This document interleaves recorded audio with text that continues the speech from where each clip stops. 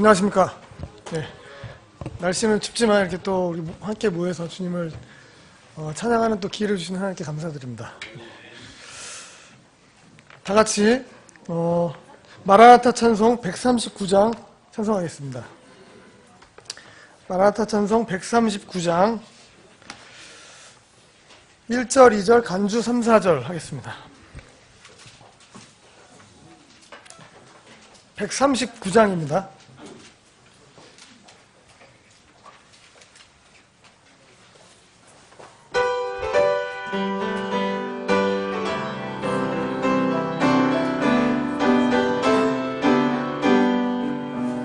변찮는 주님의 사랑과 거룩한 보혈의 공로를 우리 다 찬양을 합시다. 주님을 만나볼 때까지 예수는 우리를 깨끗게 하시는 주시니 그의 피 우리를 눈보다 더 이게 하셨네. 우리를 깨끗게 한 길을 무궁한 생명의 물일새 생명을 구원한 친구들 하나님 찬양을 합시다. 예수는 우리를 깨끗게 하시는 주시니 그의 피 우리를 눈보다 더 이게 하소서. 간주하겠습니다.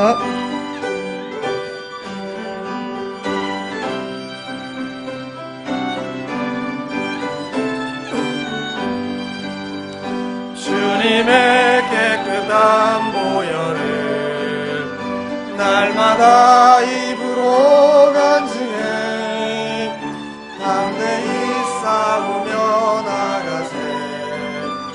천국에 들어갈 때까지 예수는 우리를 깨끗게 하시는 주시니 그의 피 우리를 눈보다 더 이게 하셨네.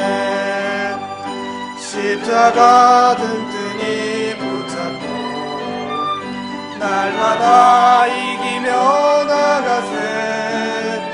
머리에 왕관을 쓰고서 주 앞에 찬양할 때까지 예수는 우리를 깨끗게 하시는 주시니 그의 피 우리를 눈보다 더 이게 하셨네. 네, 우리 죄를 사하여 주신 예수님의 그 공로를 찬양합니다. 이어서 마라나타 찬송 113장 찬송하겠습니다.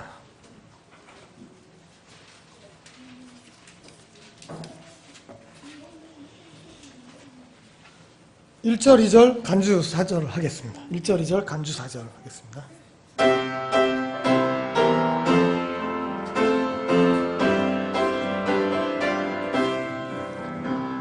주 예수 크신 사랑 늘 말해주시오. 평생에 듣던 말씀 또 들려주시오. 전해지 않는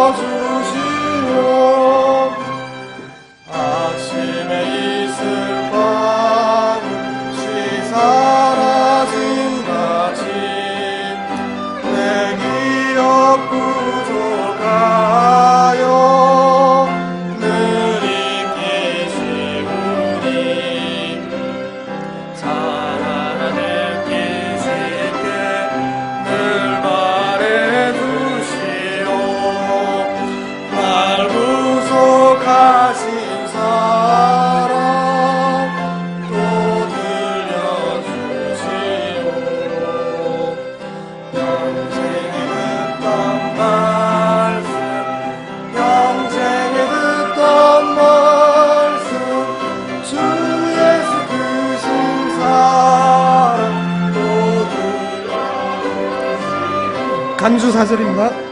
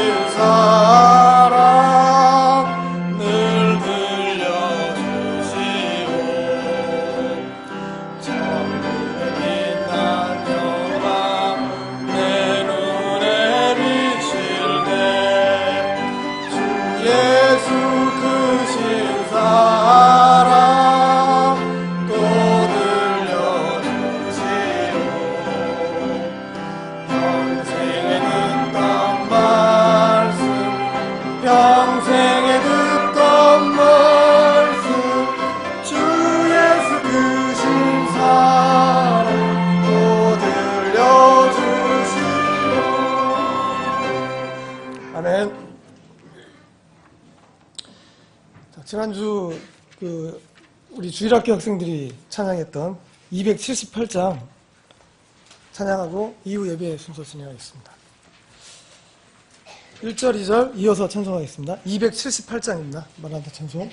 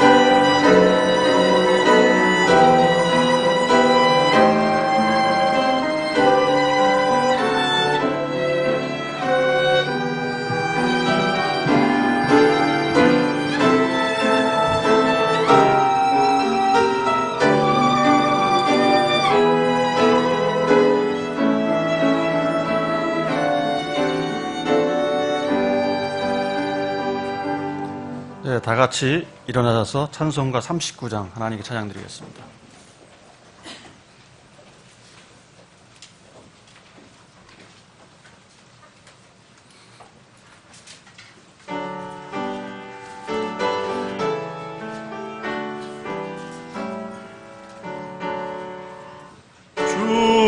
주례를 받으려 모여오니 주 크신 뜻 깨닫게 하옵소서. 내 고통의 멍에를 다 벗게 되니 날 구속하신 이름 찬양하리. 우리를 곁에서 인도하시니 그 거룩한 나라가 이루어지네. 저마리와 싸워서 늘 승리하니 그 영광 주께 돌려 찬양하리. 주의 방패와 장벽 되시니 나 승리의 주님을 따릅니다. 그 나라를 당할 때 늘 도우시니 승전과 높이 불러 찬양하리. 감사하신 아버지 하나님, 오늘도 우리에게 이렇게 새로운 날, 또 좋은 날을 허락해 주셔서 나를 창조하시고 나를 낳으신 하나님을 찬양하는 인생으로서 당연하고 마땅한 도리를 다하게 해주시니 참으로 감사드립니다. 우리가 지나간 때 다 어찌할 수 없던 자리에서 모두가 바벨을 건설하던 자들이었고, 또 우리들의 눈에는 바벨탑 꼭대기에 앉아 세상을 호령하던 자들이 하나님의 아들로 여기면서 살던 자들이었습니다. 지금까지 세상에 여러 지혜자들이 나와서 인생의 문제를 해결하기 위해 여러 해결책을 제시했지만, 이제 하나님께서 인생의 근원적이고 최종적인 해결책으로 십자가에 못 박히신 예수님을 우리에게 제시해 주심을 감사합니다. 십자가에 죽으신 그분이 표적을 구하는 사람들은 보잘것없는 사람이었고, 또 지혜를 추구하는 사람들에게는 어리석은 것이었지만, 부르심을 받은 우리에게는 하나님의 권능이요 지혜로 보여지게 하시니 참으로 감사합니다. 특별히 하나님께서 우리에게 은혜를 베푸사 바벨탑 꼭대기에 앉아 세상을 호령하던 자가 하나님의 아들이 아니고 십자가에 못 박힌 그분이 하나님의 아들로 우리 눈에 보여지게 하시니 참으로 감사합니다. 오늘도 우리가 말씀 안에서 주님을 보고 만지게 할 수 있게 하시고, 또 우리가 다 십자가에 못 박히신 한 분 안에서 한 생각, 한 마음, 한 생명을 가지고 연합됨으로 하나님의 경륜에 다 참여하는 자들이 다 되길 원합니다. 우리 주 예수 그리스도의 이름으로 기도드렸습니다. 앉아 주십시오. 찬송가 478장 찬양 드린 후에 헌물 위해서 기도해 주셨습니다.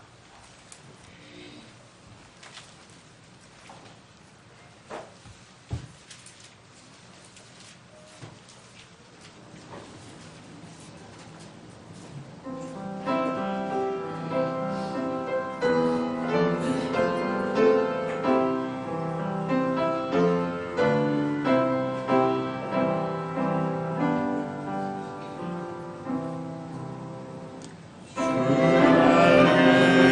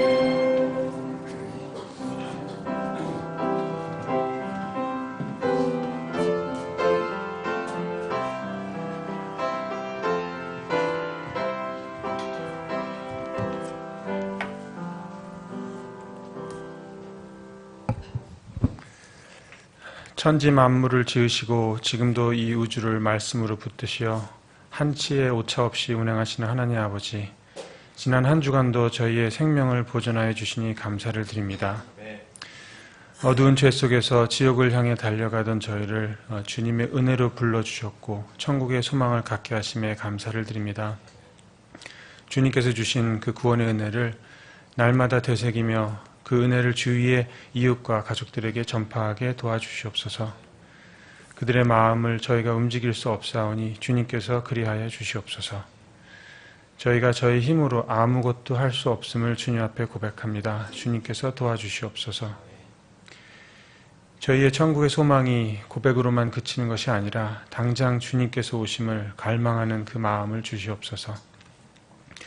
이 땅에서 사도 바울이 왜 비참한 삶을 기꺼이 살았는지 그 마음을 저희도 갖게 하여 주시옵시고, 이 땅의 보상과 재물은 모두 사라질 것이며 하늘의 보상만이 영존하다는 사실을 믿고 그 고백대로 저희 삶이 나타나게 하여 주시옵소서.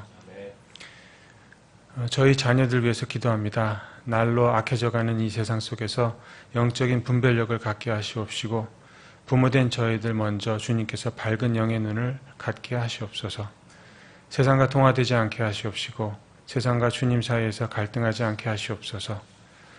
겉보다 속의 중심을 보시는 하나님 아버지를 항상 두렵게 하시옵시고 주님과 동행하며 말씀에 무릎 꿇는 겸손한 마음을 갖게 하시옵소서. 헌물보다 순종을 원하시는 하나님의 마음을 살피게 하시옵소서.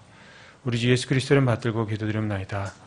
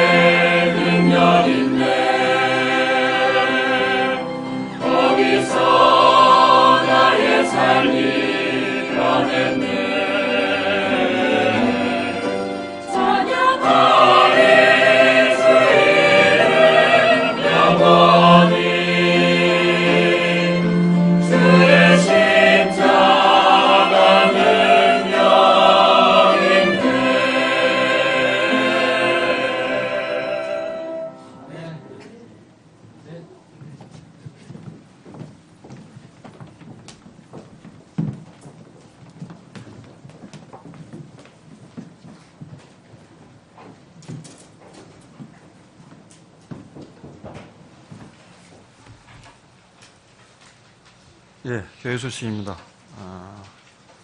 1번입니다. 지난주에 우리 교회 창립 기념 감사주일로 모였습니다. 위에서 수고하신 분들에게 다시 한번 감사를 드립니다.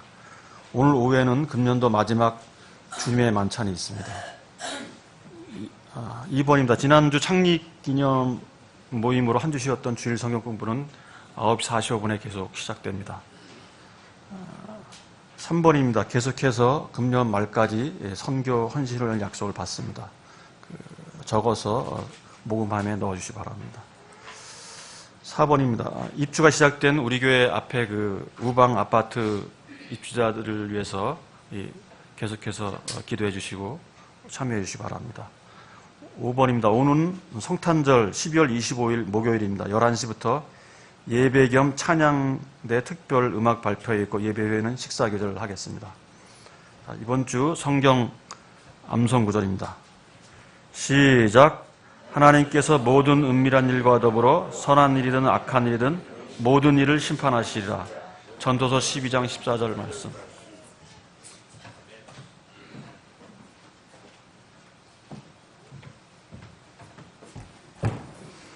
찬양 발표회 때는 찬양만 하는 게 아니고 이렇게 여러분들 복음을 모르는 분들과 또 복음을 나눌 수 있거든요.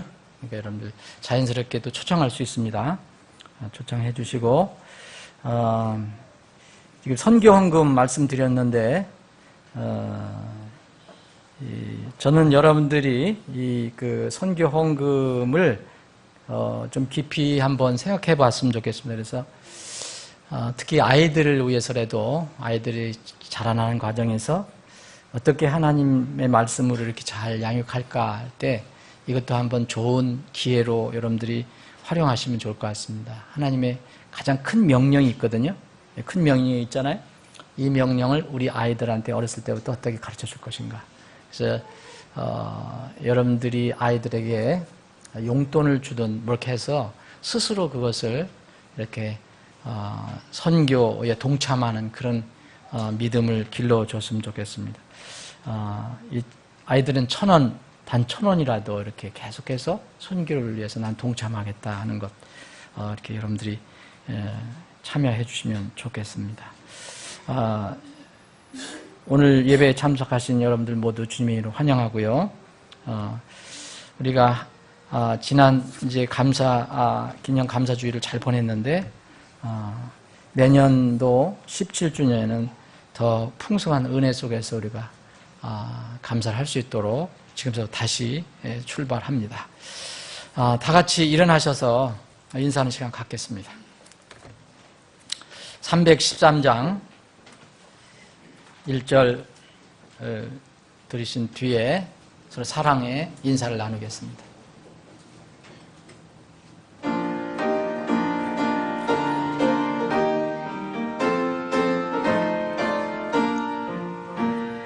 갈 길을 밝길 보이시니 주 앞에 빨리 나갑시다.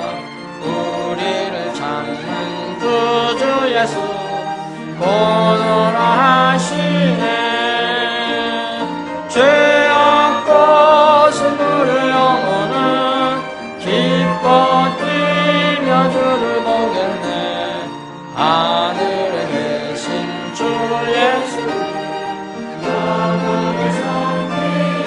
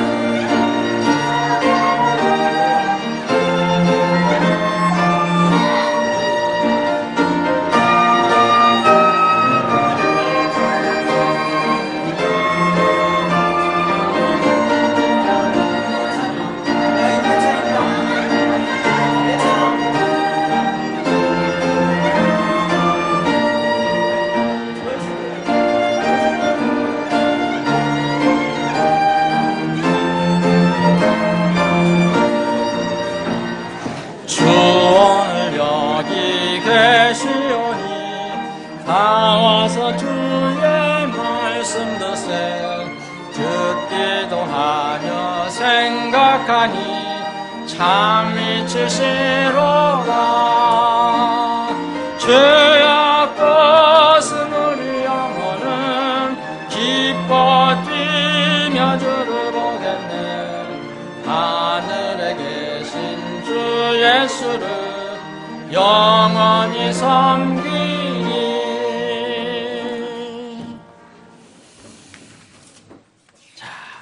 찬양대 이렇게 정리하시는 동안에 다 같이 일어나셔서 하나님의 말씀, 거룩한 하나님 말씀을 잠깐 봉독하는 시간 갖겠습니다. 구약성경 창세기 22장입니다.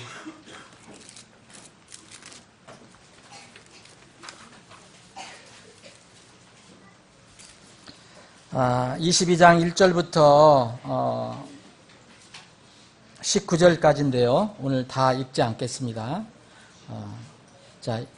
제가 22장 앞부분은 좀 읽고요. 여러분들과 함께 읽을 부분을 말씀드리겠습니다. 자, 제가 22장 1절 읽겠습니다. 이 일들 후에 하나님께서 아브라함을 시험하시려고 그에게 이르시되 아브라함아 하시니 그가 이르되 보소서 내가 여기 있나이다 하매 그분께서 이르시되 이제 내 아들 곧 내가 사랑하는 내 유일한 아들 이삭을 데리고 모리아 땅으로 가서 거기서 내가 내게 일러주는 산들 가운데 하나에서 그를 번제 헌물로 드리라 하시니라. 15절부터 그러면 시간 되시는 대로 한번 쭉 읽어보시고요. 15절부터 19절까지 함께 읽겠습니다. 시작합니다. 주의 천사가 하늘에서부터 두 번째 아브라함을 불러 이르되 주가 말하노라 내가 나를 두고 맹세하였노니 네가 이 일을 행하여 내 아들 곧 내 유일한 아들을 욕지지 아니하였으므로 내가 네게 복을 주고 복을 주며 또 내 씨를 하늘의 별들같이 바닷가의 모래같이 번성하게 하고 번성하게 하리니 내 씨가 자기 원수들의 문을 소유하리라. 또 내 씨 안에서 땅의 모든 민족들이 복을 받으리니 이는 네가 내 음성에 순종하였기 때문이라 하니라. 이에 아브라함이 자기 청년들에게로 돌아오매 그들이 일어나 함께 가서 부엘세바에 이르고 아브라함이 부엘세바에 거하더라. 아멘. 아버지 하나님, 오늘 복된 주일 아침에 거룩한 생명의 말씀을 주심을 감사합니다. 겸허한 마음으로 주님께서 우리를 향해서 말씀해 주실 때 엎드린 심정으로 무릎 꿇는 심정으로 이 말씀을 받고 그 안에 들어있는 주님의 교훈을 얻기를 원합니다. 우리를 향해 선포해 주시고 우리를 교훈해 주시옵소서. 거룩하신 예수님의 이름으로 기도합나이다. 아멘. 모두 앉아주시기 바랍니다. 지금 말씀드린 대로 이 부분은 여러분들이 잘 알고 계시는 내용이기 때문에 다 계속 읽지 않았습니다. 그러나 다시 한번 이 말씀을 상고해 보기를 원합니다. 인생은 흔히 누가 얘기하는 것처럼 나그네 길이라고 이야기합니다. 나그네 길이라면 인생은 하나의 큰 여행이라는 거죠. 어머니 뱃속에서 나와서 어딘가를 향해 가는 것이 인생이죠. 이것이 모든 사람에게 주어진 딱 한 번의 큰 여행입니다. 어머니 뱃속에서 나와서 시작해서 이제 마지막 숨을 거둘 때까지 한 번의 큰 여행이죠. 우리가 이렇게 흔히 말하는 여행은 이 큰 여행은 이 여행의 틀 속에 여러 가지 작은 여행들이 있음을 합니다. 우리가 흔히 이야기하는 그런 여행입니다. 어디를 가겠다. 어딜 갔다 왔다. 다음에는 어딜 여행을 간다. 이런 것들은 이 큰 여행 안에 들어있는 작은 여행들입니다. 이 작은 여행들이 아무리 많이 있어도 나중에 큰 여행의 종착지에 이제 도착하게 되죠. 요새 중국 요코들이 이렇게 한국을 많이 방문해서 공항도 완전히 번잡하다고 그러고요. 저는 시내 나가보지 않았지만 시내도 웬만한 데는 중국 사람들로 이렇게 붐빈다고 합니다. 관광이나 이렇게 휴식을 위해서 그들이 이제 와서 한국을 여행하는데 우리가 경기도 안 좋은데 얼마나 고마운 일입니까? 어쨌든 그런데 그 여행을 떠나는 사람들은 다 즐거워합니다. 그렇죠? 공항에 가서 여러분들 여행하는 사람들이 제 찡그린 얼굴 보신 적 있습니까? 막 이렇게 막 울면서 슬퍼하면서 여행 떠나는 사람들 봤습니까? 사랑하는 사람과 헤어지는 사람들 눈물을 흘리지만 다 이렇게 어딜 갈 때 기대감을 가지고 있습니다. 기쁨으로 가득 차 있습니다. 아브람, 오늘 우리가 읽은 이 아브람 말씀에서 나오는 주인공 아브람도 예외 없이 인생이기 때문에 인생의 큰 여행을 했습니다. 엄마로부터 와서 나중에 숨을 거둘 때까지 큰 인생이 있었습니다. 그 한 번의 인생 중에 그 아브람도 크고 작은 여러 가지 여행들을 했습니다. 아브람의 일생을 살펴보니까 대표적인 여행 두 가지가 우리에게 다가옵니다. 이 여행은 사람들이 생각하는 그런 흔히 우리가 얘기하는 그런 여행이 아니었습니다. 깊은 생각을 해야 했고 또 갈등이 일어났습니다. 즐겁고 기쁜 여행이 아니라 사실 마음이 무거운 그런 여행이었습니다. 오늘 우리가 읽은 여행은 이 하나님께서 명령한 두 번째 여행인데 이 여행 전에 아브라함에게 첫 번째 여행을 명령하신 것이 있습니다. 창세기 12장에 보면 여러분들이 보시면 알 수 있겠지만 이 창세기 12장에 나와 있는 이 여행은 아브라함이 자기가 어디로 가는지 알지 못한 채 나간 여행이라고 히브리서 11장에 기록을 하고 있습니다. 여행 목적지를 구체적으로 알지 못한 채 그때마다 하나님께서 일러주시는 대로 보여주시는 대로 믿음으로 떠난 여행입니다. 이런 여행하는 사람 세상에 없습니다. 이 여행은 대략 성경을 우리가 살펴보니까 저기 메소포타미아 갈대아 우르 지방, 이 갈대아 우르 지방에서 출발해서 유브라테스 강을 계속 따라 올라갑니다. 바담 아람까지, 바담 아람의 그 하란이라는 도시까지 따라 올라갑니다. 여러분들 혹시 이제 그 지도가 있으신 분들은 살펴보시면 이해가 될 겁니다. 그 먼 길을 쭉 따라 올라갑니다. 거기서 잠깐 쉽니다. 몇 년을 쉬었는지 모릅니다. 꽤 많이 쉬었습니다. 자기 아버지 데라가 죽은 후에야 다시 남쪽으로 방향을 틀어서 다마스커스 근처를 이제 지나서 가나안 땅, 원래 하나님께서 계획했던 가나안 땅 베델 근처에 이제 도착하게 됩니다. 이 베델 근처에 이제 베델과 아이 사이에 장막을 처음 칩니다. 그런데 거기서 가뭄이 또 들어서 먹을 것이 없어서 잠깐 이집트로 내려갔다가 다시 가나안 베델과 아이 사이 원래 처음 장막을 쳤던 곳으로 다시 돌아옵니다. 근데 여기에 자기 조카 롯이 있었기 때문에 이 롯과 이 아브라함은 이제 다투는 것을 피하기 위해서 조카 롯에게 다 양보를 하고 롯과 분리하고 이제 조카 롯은 소돔과 고모라 그 기름진 땅에 거했지만 이 아브라함은 헤브론이라는 곳에 정착을 하게 됩니다. 여러분들이 오늘 우리가 22장 읽었지만 이제 창세기 11장 끝부분부터 12장, 13장까지 읽어보면 이 내용이 나와 있습니다.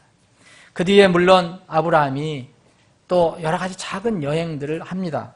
창세기 20장에 보니까 또 그때 가뭄이 들었을 때 그 블레셋 지방이라고 할 수 있는 그랄로 여행했다가 그랄 왕 에비멜렉에게 부끄러움을 당해서 다시 돌아온 그런 여행도 있었고요. 이런 여행이 있었습니다. 근데 아브라함이 하나님께서 무조건 불러서 너는 여행을 출발하라 했던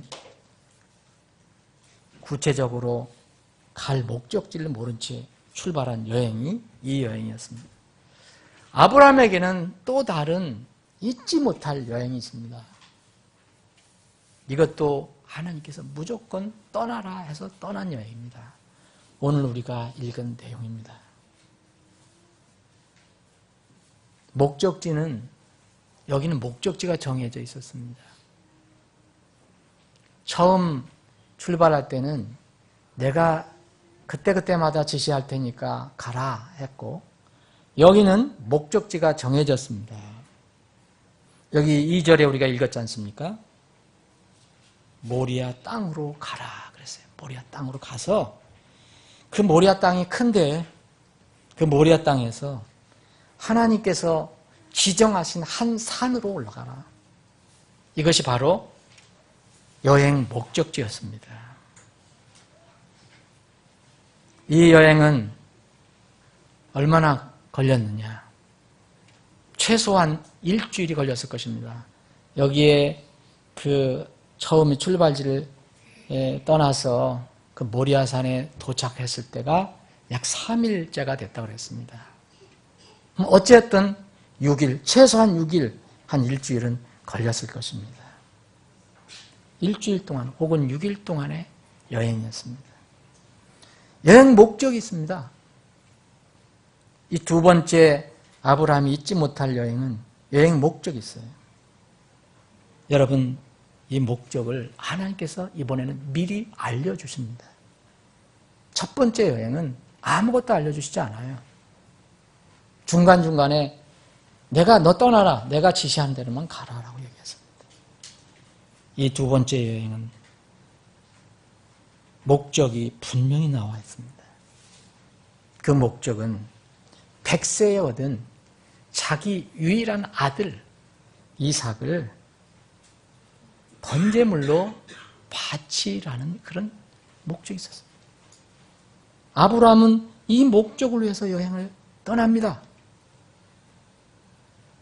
이 여행은 당시에는 블레셋 사람들의 땅이었던 가나안 땅의 부엘세바라는 곳에서 시작해서 여기 우리 21장 31절에 보면 부엘세바라고 그랬잖아요. 부엘세바.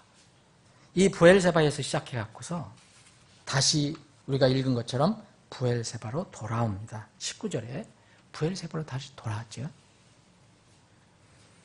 분명히 목적이 있고 어떤 목적지가 있고 기간이 있고 근데 이 여행에는 일행이 몇 명이었느냐.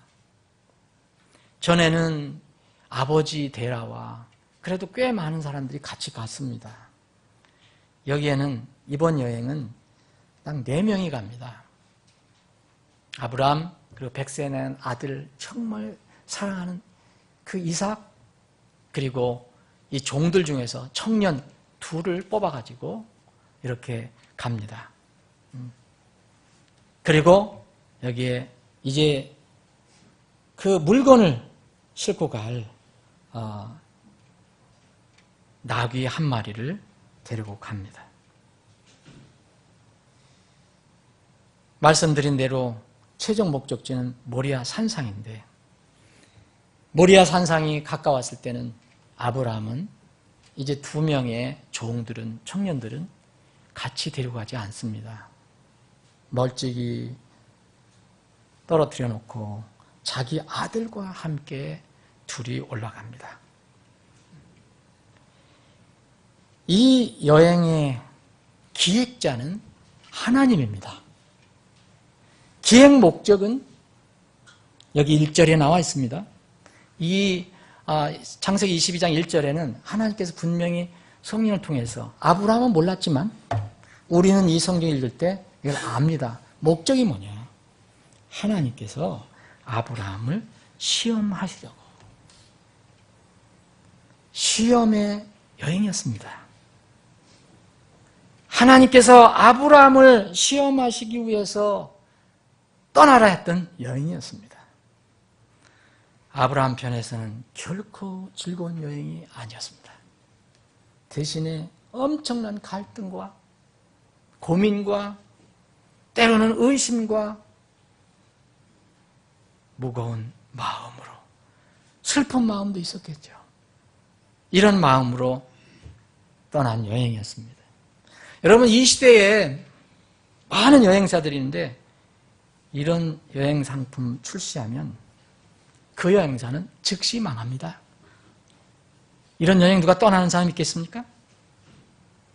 그러나 아브라함은 하나님께서 기획한 여행이었기 때문에 이 여행 명령을 주의 깊게 받아들입니다. 어떻게 반응했습니까?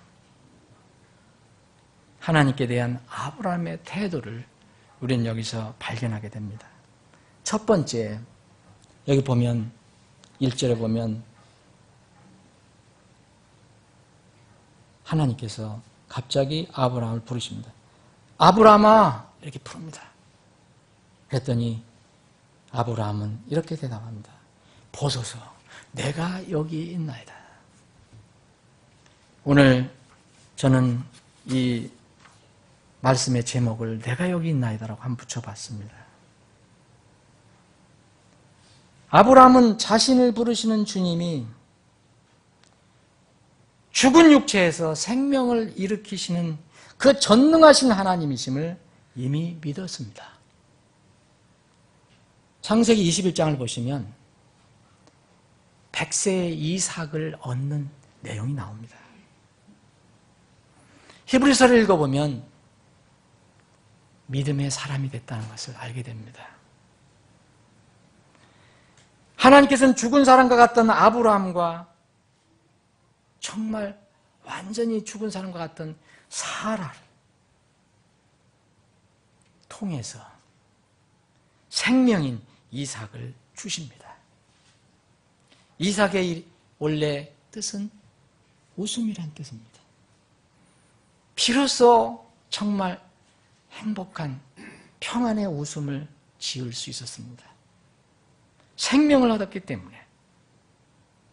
이런 이삭을 주신 후에 모리아 산으로 여행을 떠나라고 명령하십니다. 여러분, 순서를 잘 생각해 보시기 바랍니다.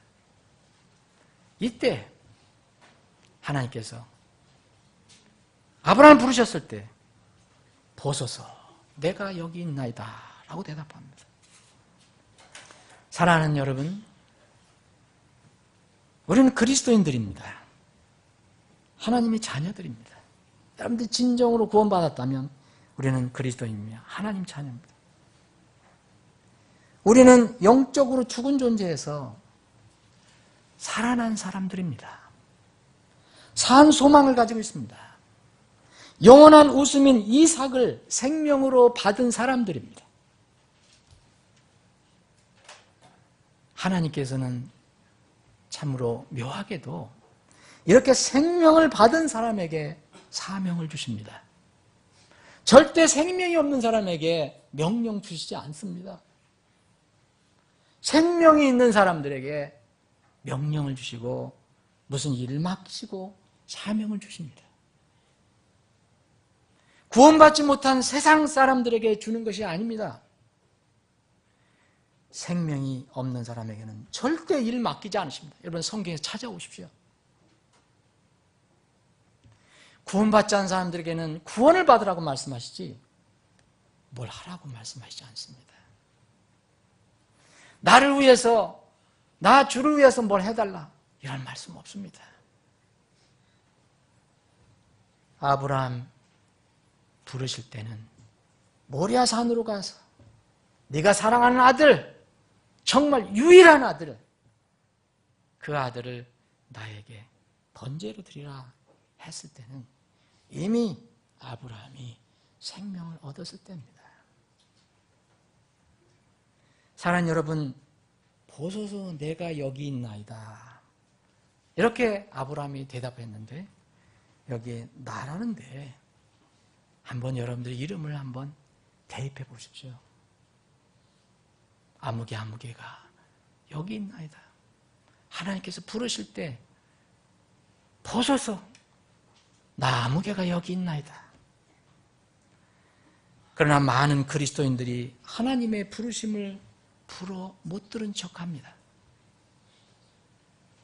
대답하면 세상에 하나님께 부르실 때 대답하면 세상에 재미있는 일들을 포기해야 되고 또 자기가 싫어하는 일을 어쩌면 맡기실 것 같아 두려워해서 대답하지 않습니다. 즉시 응답한 아브라함에게 이해하기 어려운 명령이 떨어졌습니다. 이해하기 어렵습니다. 여러분, 이것을 이해할 사람이 있겠습니까? 그런데 아브라함은 어떻게 반응했습니까? 내 아들 곧 내가 사랑하는 내 유일한 아들 이삭을 데리고 모리아 땅으로 가서 거기서 내가 내게 일러준 산들 가운데 하나에서 그를 번제물로 드려라. 이런 명령이 주어졌습니다. 여러분, 이런 명령을 우리가 받았다면, 내가 받았다면 나는 어떤 반응을 할까요? 물론 우리는 아브라함이 될 수 없습니다. 아브라함은 아브라함이고 나는 납니다. 그런데 하나님께서 그리스도인들에게는 필요한 일을 맡기시고 명령을 주십니다. 아브라함이 3절에 보면 어떻게 되어 있습니까? 아브라함이 아침에 일찍 일어나. 두 번째 우리가 아브라함의 그 태도, 그것을 우리가 살펴볼 수 있는 말은 아침에 일찍 일어납니다. 여러분, 마음에 불평이 있고 의심이 있고 뭔가 정말 화합이 되지 않는다면, 혹시 잠자리에 누워있다면 일어나지 않습니다. 대신 한탄할 겁니다. 불평할 겁니다. 그러나 자리에서 일찍 일어나서 여행 채비를 하고 필요한 것들을 준비하고 시정해 주시는 것으로 출발합니다. 아침에 일찍 일어나서 안장을 얹고 자기 청년들과 2명을 데리고 이삭을 데리고 번제물에 쓸 나무를 쪼개가지고 일어나서 하나님께 자기에게 말씀해 주신 곳으로 갔다라고 얘기합니다. 사랑하는 여러분, 저는 아브라함의 고뇌를 다 모릅니다. 여러분들도 그때 아브라함이 겪었던 고뇌를 다 모를 것입니다. 그러나 그는 아침 일찍 일어나 지정된 곳으로 떠났습니다. 세 번째 우리가 살펴볼 것은 4절에 보면 그때의 셋째 날에 아브라함이 눈을 들어 그것을 멀리서 바라봤다 그랬습니다. 셋째 날. 셋째 날. 이 셋째 날을 묵상하면서 자료도 읽어보면 이 셋째 날에 대한 뭐가 마음에 와닿는 게 없어요. 어떤 자료를 봐도 전혀 언급을 하지 않습니다. 아브라함이 명령을 받았습니다. 그것도 모르는 명령이 아닙니다.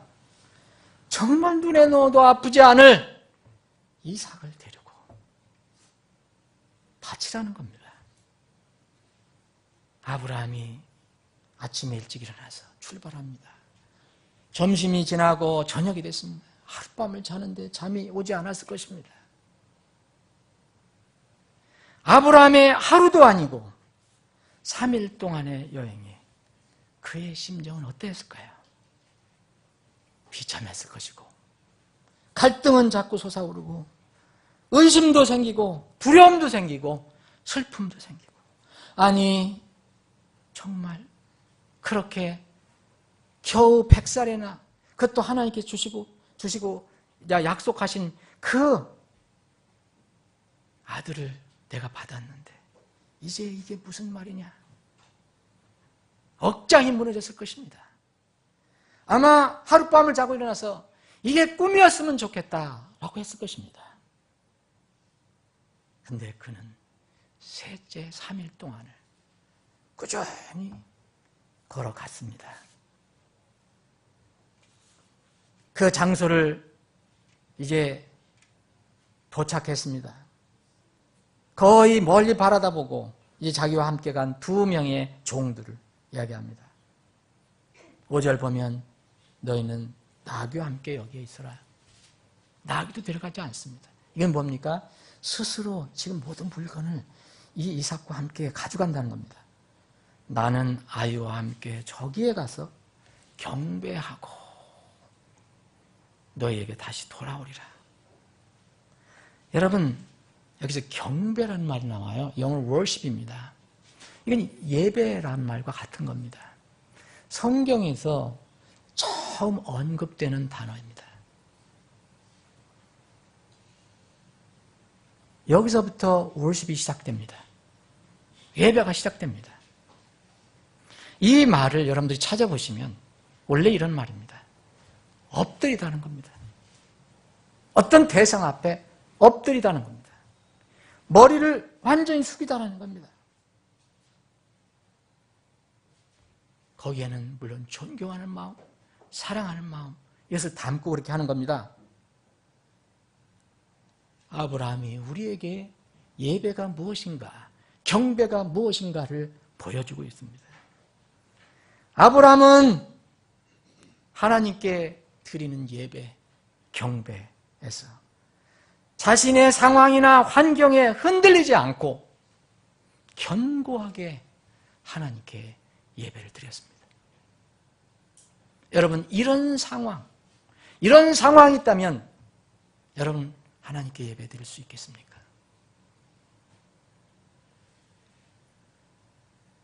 이것이 예배자의 태도임을 보여주고 있습니다. 그리고 이야기합니다. 너에게 돌아오리라. 뭔가 믿음이 있습니다. 내가 다 몰라도 아브라함은 하나님에 대한, 내가 100살에 나에게 이 생명인 이삭을 주신 그 하나님이 나에게 명령했어. 내가 지금 이해하기 어렵고 정말 어렵고 어렵지만 그 하나님에 대한 믿음이 있습니다. 돌아올 것이다. 나는 아이와 함께 저기에 가서 경배하고 너에게 돌아오리라 했습니다. 자기만 돌아오리라 아니야. 이삭까지 돌아오리라 라고 이야기한 것입니다.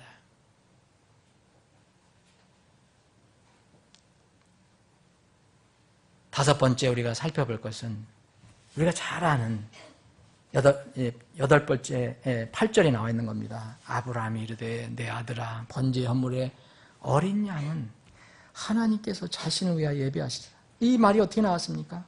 이삭이 이제 아버지가 시키는 대로 이 쪼갠 나무를 짊어지고 필요한 것들을 가지고 이제 아버지는 불과 칼을 가지고 둘이 터벅터벅 머리 안 가는데 아무리 생각해도 이 아들 이삭이 이상합니다.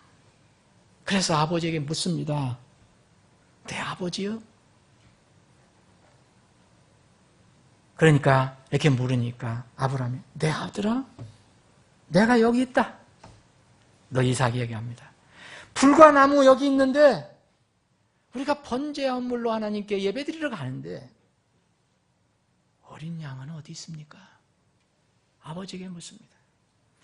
아브라함이 아들이 이렇게 물었을 때 아브라함의 심정을 얼마나 우리가 이해할 수 있을까요? 아마 찢어졌을 것입니다. 그런데 아브라함은 하나님에 대한 믿음을 분명히 가지고 있습니다. 번제 헌물의 어린 양은 하나님께서 자신을 위하여 예비하시리라. 유명한 말입니다. 이게 여호와 이레입니다. 여호와 이레. 하나님께서 준비하실 것이다. 하나님께서 이미 전에 자기에게 약속하신 사실을 분명히 믿고 있습니다. 상황은 이해하기 어려워도. 왜냐하면 이삭을 통해서, 네 씨 이삭을 통해서 모든 민족이 복을 받으리라 얘기했습니다. 근데 그 이삭을 바치라고 합니다. 여전히 내가 다 이해 못해도 하나님을 믿는 이 아브라함의 믿음이 있습니다. 9절에 보니까 하나님께서 그들에게 일러준 곳에 완전히 이르게 됐습니다.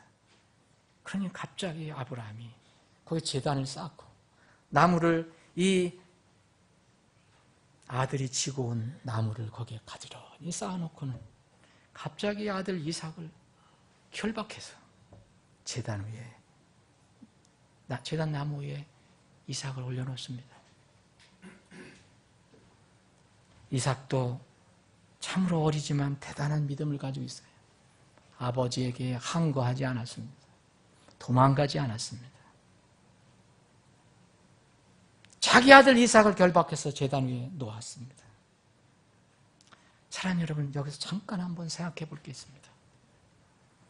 왜 하나님은 아브라함에게 100살에 기적적으로 주신 이삭을 이번에는 바치라고 하셨을까요? 변덕스러운 하나님이십니까? 하나님께서는 결코 사람을 번제함물로 받으시는 분이 아닙니다. 1절에 말씀드린 것처럼 하나님께 단 하나의 목적은 아브라함을 키우시기 위해서, 아브라함을 시험하시기 위해서, 아브라함을 쓰시기 위해서 그렇게 하신 것입니다. 여러분, 여기에 하나님께서 여기에 번제 헌물로 드리라 이렇게 했다는 것은 정말 어떻게 했는지, 우리가 이 번제 헌물이라면은 불태워 드리는 건데 하나님께서 정말 불태워서 그것을 받으시려고 명령하신 것이 아니고 아브라함이 어떻게 하나님의 그 뜻에, 마음에 따라가는가, 어떻게 반응하는가, 그것을 보기를 원하셨습니다.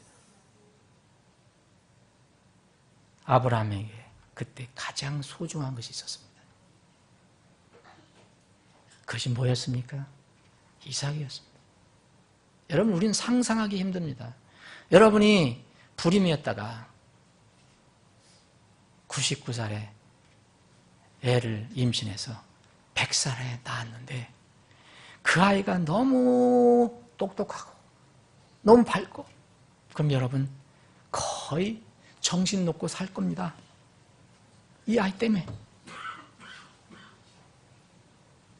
여러분 정상적으로 여러분 제 시간에 낳은 아이들도 여러분은 너무너무 소중해서 정신이 없는데 100살에 낳았다고 생각해 보십시오. 하나님께서는 아브라함 믿음의 조상으로 쓰시기 위해서, 아브라함 쓰시기 위해서는 뭔가 하실 일이 있었습니다. 아브라함이 가장 소중하다고 생각하는 것, 그것을 하나님께서는 내려놓기를 원하셨습니다. 하나님보다 그것을 더 중히 여기는 마음이 있었을지도 모릅니다. 그것을 불에 태우기를 원하셨습니다. 하나님께서는 아브라함과 사라, 이삭에 대한 사랑이 너무 집착이 커서, 너무 거기에 정신이 없어서 가장 중요한 것이 무엇인가, 아브라함과 이삭에게 가장 소중한 것이 무엇인가를 아마 시험하셨을지도 모릅니다. 우리는 흔히 그렇게 생각합니다. 어떤 결과만 놓고 이것만 생각합니다. 이것을 주신, 이 물질을 주시고 이것을 주시고 이 결과를 주신 그분을 잊어버릴 때가 너무 많습니다. 우리에게 아이를 주신 하나님을 잊어버립니다. 그 아이만 정신없이 쳐다보고 있습니다. 우리에게 건강 주셨습니다. 건강만 즐깁니다. 건강을 주신 하나님을 잊어버립니다. 우리는 물질을 즐깁니다. 물질을 주신 하나님은 까마득히 잃어버립니다. 이것이 사람입니다. 아브라함이 이런 상황에 있었을지도 모릅니다. 그래서 하나님은 그를 테스트하기를 원했습니다. 예수님께서 이 땅에 오셔서 제자들에게 이런 말씀하신 게 있어요. 마태복음 10장 37절에 보면 아버지나 어머니를 나보다 더 사랑하는 자는 내게 합당하지 않으니 아들이나 딸을 나보다 더 사랑하는 자는 내게 합당하지 아니하며 아브라함이 크게 쓰시기를 원했습니다. 그렇게 쓰시기 전에 아브라함이 뭔가 정리할 게 있었습니다.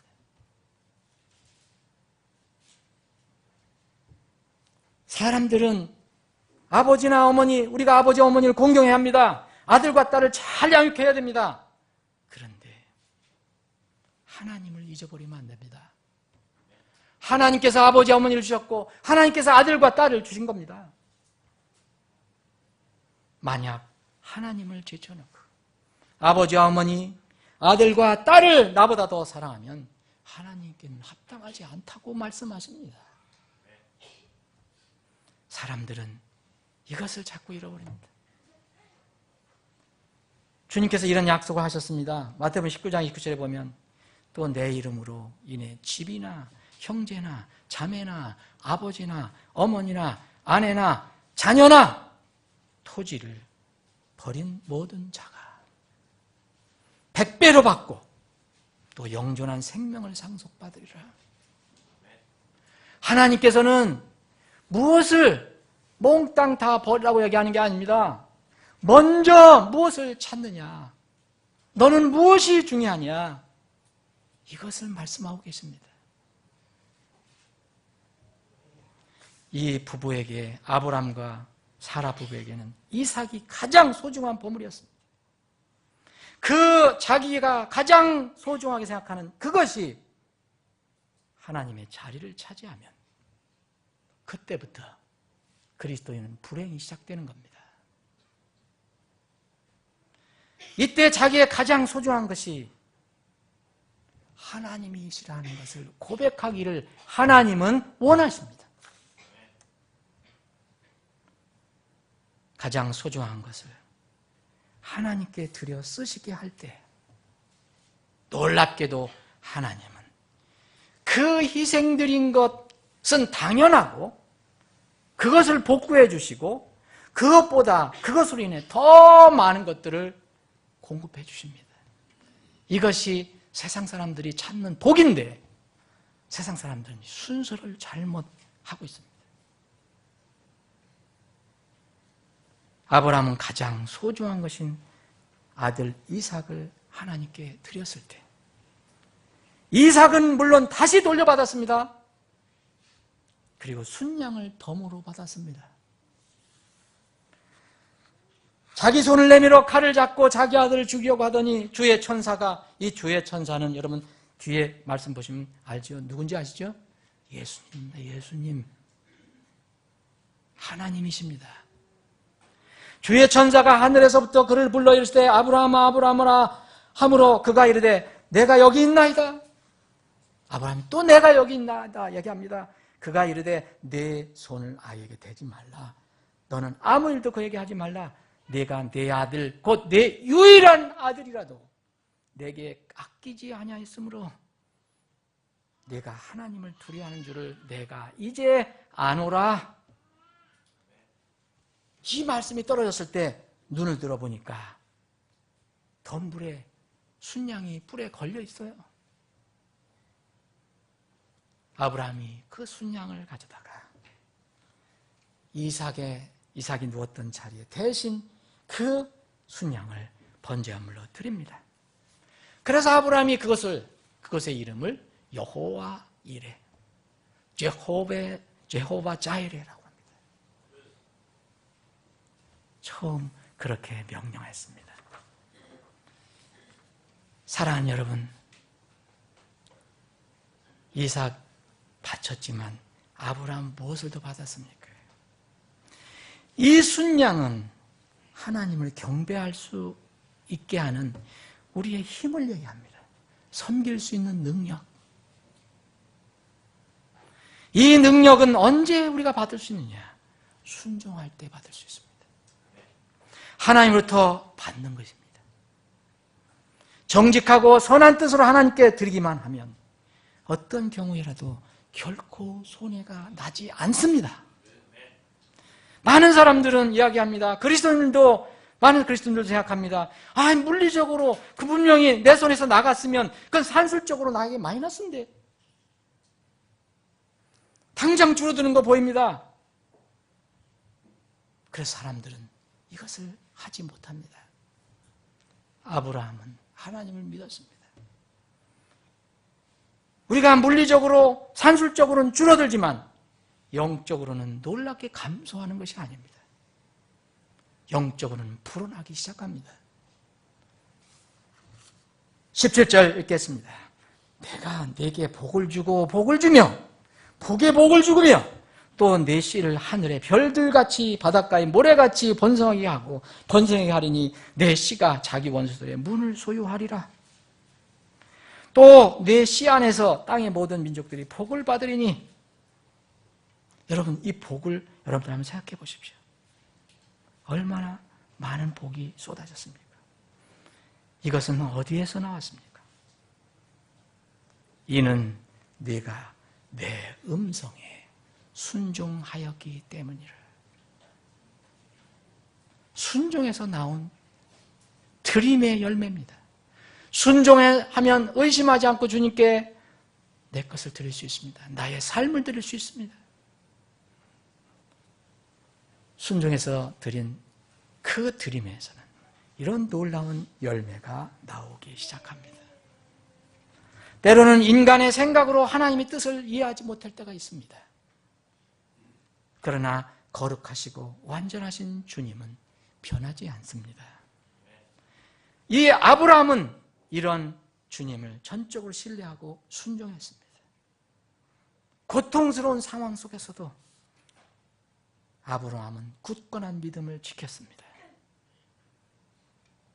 그 순종의 나무에서 지금 읽어드린 내용이 풍성한 열매로 나왔습니다. 드리는 사람의 그 당사자의 복의 복은 물론이려니와 드리는 자의 주위에 있는 자손들이 복을 받습니다.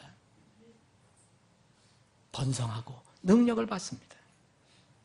또 드리는 자로 인해서 더 많은 사람들이, 다른 사람들이, 땅의 모든 민족들이 복을 받게 됩니다. 우리의 믿음은 우리만 살리는 것이 아닙니다. 우리의 자녀를 살리고 우리의 가족을 살리고 더 나아가서는 다른 사람들에게 복의 통로의 역할을 하게 됩니다. 말씀을 정리를 해보겠습니다. 이러한 아브라함의 복은, 이 놀라운 순종의 복은 어디서부터 시작됐습니까? 하나님께 아무것도 숨기거나 지체하거나 변명하지 않고 그대로 하나님의 인격을 믿고 순종하는 데서 나온 것을 알 수 있습니다. 불순종하는 것은 자신의 시간과 힘의 낭비일 뿐입니다. 그리스도인이라면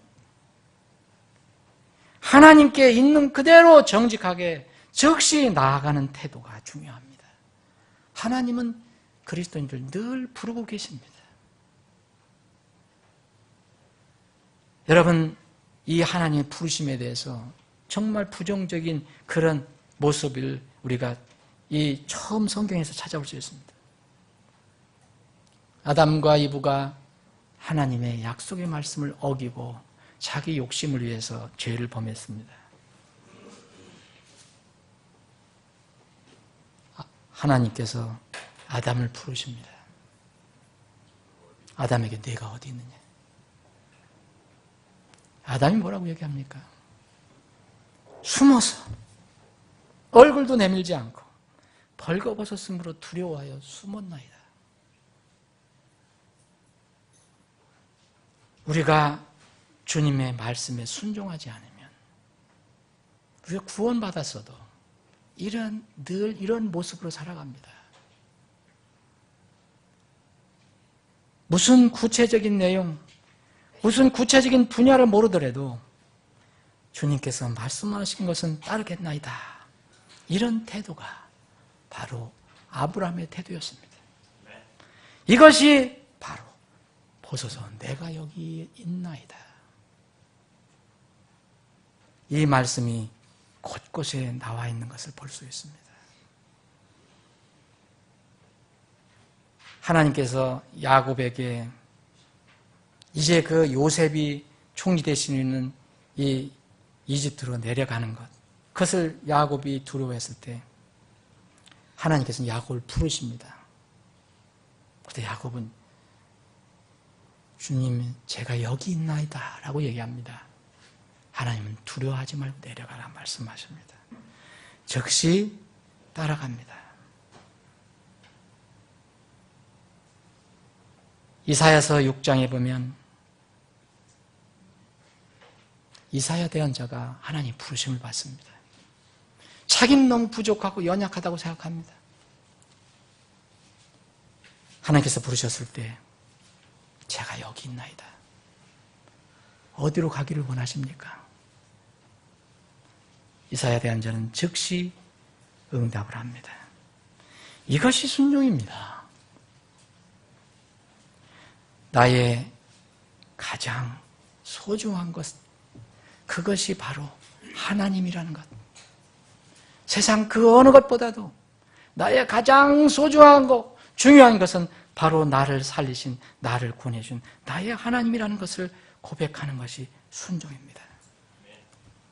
사랑하는 여러분, 우리는 지금 하나님께서 명령하신 이 명령을 물리적으로, 문자적으로 다 순종할 수는 없습니다.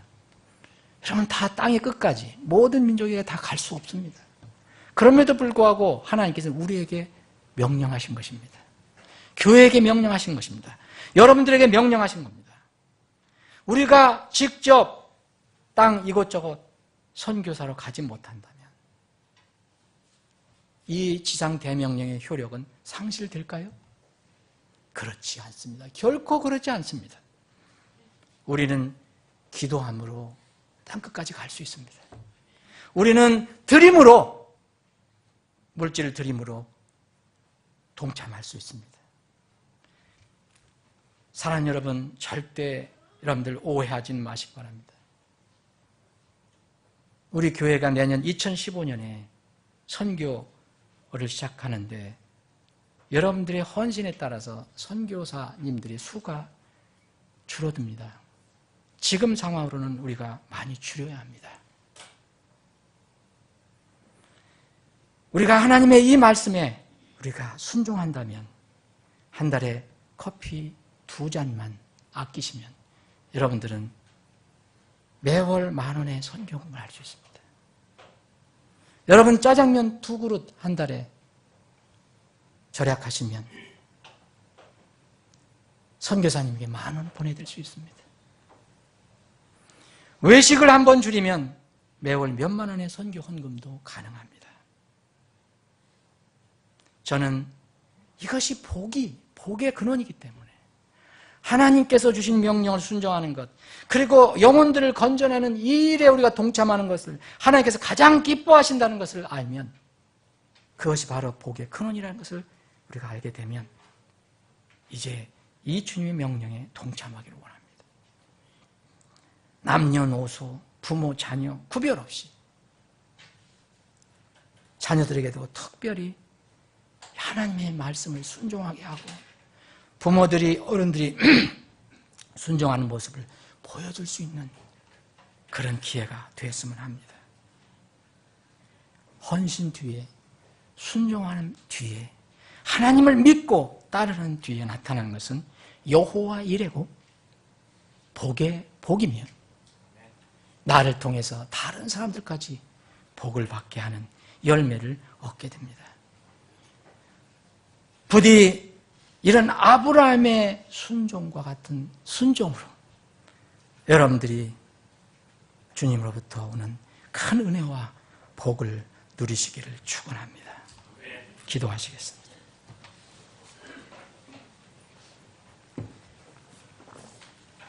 잠시 기도하는 시간 갖겠습니다.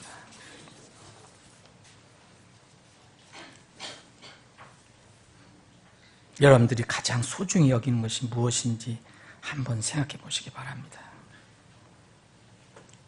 가장 중요하게 여기면서 살아가는 것이 무엇인지 생각해 보시기 바랍니다. 그것이 혹 하나님이 아니고 다른 것이라면 여러분 오늘 아브라함의 이야기를 다시 한번 묵상해야 합니다.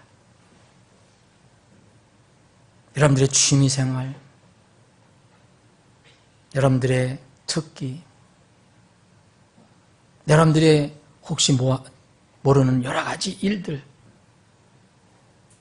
물질이 될 수 있고 여러분들의 명예도 될 수 있고 여러분의 건강도 될 수 있을 것이고 여러분의 자녀도 될 수 있을 것이고 여러분들의 무슨 가족도 될 수 있을 것이고 무엇이든지 여러분 구원해 주신 하나님보다 주님보다 그것을 더 소중히 여긴다면 하나님은 그것을 번제 허물로 불태워 버리시기를 원하십니다.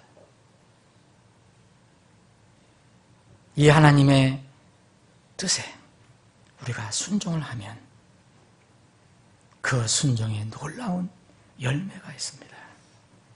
우리가 아끼고 붙들고 그것을 집착하고 했던 것, 그것을 주님을 위해서 내려놓을 때 주님은 그것도 복구시켜 주시는 것뿐만 아니라 다른 복도 복의 복을 더해 주심을 믿으시기 바랍니다.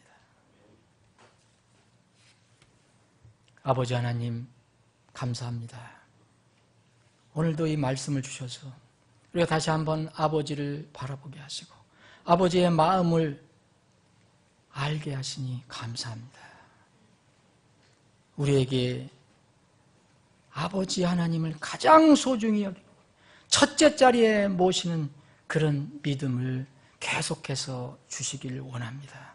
혹 우리 가운데 우리 마음속에 아버지 하나님보다 더 중요한 것이 자리 잡고 있다면 그것을 지적해 주시고 깨닫게 해주셔서 그것을 주님 앞에 다 내놓을 수 있는 믿음을 주시옵소서. 우리 모두에게 아브라함이 받았던 복이 순종으로 인해서 우리에게도 임하여 우리에게 주님께서 맡겨주신 지상대명령을 잘 수행하는 우리 각자와 우리 교회가 되게 하여 주시옵소서. 거룩하신 예수님의 이름으로 기도합니다. 아멘.